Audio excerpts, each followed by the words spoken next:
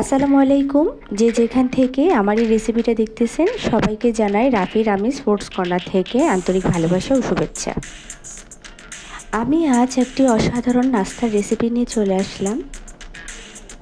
এই নাস্তার রেসিপিটা খুবই অসাধারণ হয়। আপনারা চাইলে বিকেলে ঝটপট এই নাস্তার রেসিপিটা বানিয়ে নিতে পারেন। বিকেলে চায়ের সাথে এই নাস্তার রেসিপিটা অসাধারণ হয়। আপনারা খুব সহজেই এই নাস্তার রেসিপিটা বানিয়ে নিতে পারেন। এই রেসিপিটা বানাতে ঘরে থাকা অল্প উপকরণ দিয়ে আপনারা তৈরি করতে পারবেন। দেখতেও যেমন লোভনীয়, খেতেও সুস্বাদু। কথা না বাড়িয়ে চলেন জেনে নেওয়া যাক কী কী উপকরণ লাগে। প্রথমে আমি এক বাটি পেঁয়াজ কুচি নিয়ে নিয়েছি। আমি একটা বাটিতে পেঁয়াজ কুচিগুলো ঢেলে নিচ্ছি।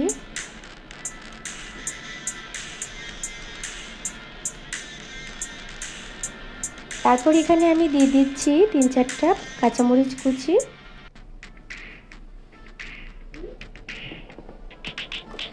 এখন আমি এখানে দিয়ে দিব 1 চামচের মতো চাট মশলা। তারপর দিব 1 চামচ লবণ, 1 চামচ মরিচের গুঁড়া, আর এখানে আমি পরিমাণ মতো ধনেপাতা দিয়ে দিচ্ছি। তারপর আমি সমস্ত উপকরণগুলো একসাথে মিশিয়ে নেব। আমার উপকরণগুলো মাখানো হয়ে গেছে। এখন এখানে আমি দিয়ে দিব 2 টেবিল চামচ সরিষার তেল। সরিষার তেল দিয়ে আমি আবার ভালোভাবে মেখে নেব। আপনারাও এভাবে মাখিয়ে নেবেন। আমার মাখানো হয়ে গেছে। এখন আমি এখানে দিয়ে দিচ্ছি 1 কাপ চাউলের গুঁড়া। চাউলের গুঁড়া দিয়ে আমি আবার সবগুলো উপকরণ একসাথে মাখিয়ে নেব। আমার সবগুলো উপকরণ যখন মাখানো হয়ে যাবে, তারপর এখানে আমি দিয়ে দিব আবার 2 টেবিল চামচ পানি। আমি আবার ভালোভাবে মাখিয়ে নেব। বাস আমার মাখানো হয়ে গেছে। আমি নাস্তাটা বানিয়ে নিচ্ছি। আমি এখানে গুলগুল করে করেছি, আপনারা যার যার ইচ্ছে মতো সব করে নিতে পারেন। আমার নাস্তাটা বানানো হয়ে গেছে। আমি প্যানে আগেই তেল দিয়ে দিয়েছিলাম। তেলটা অলরেডি গরম হয়ে গেছে। এখন আমি সবগুলো নাস্তা তেলে ভেজে নেব।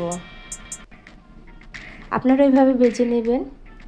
খুবই মজার একটি নাস্তা, বিকালের চায়ের সাথে তো একদম পারফেক্ট। যখন লাল হয়ে আসবে তখন এক এক করে উল্টিয়ে দেব। এখন আমি এভাবে উল্টিয়ে দিচ্ছি। বাস এভাবে করে আমি সবগুলো নাস্তা ভেজে নেব।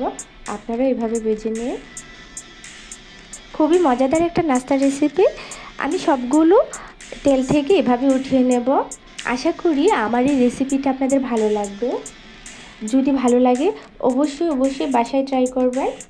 আর আমার এই নাস্তার রেসিপি সত্যি যদি আপনাদের ভালো লেগে থাকে, তাহলে ভালোবাসা দিয়ে আশা করি আমার চ্যানেলের পাশে থাকবেন।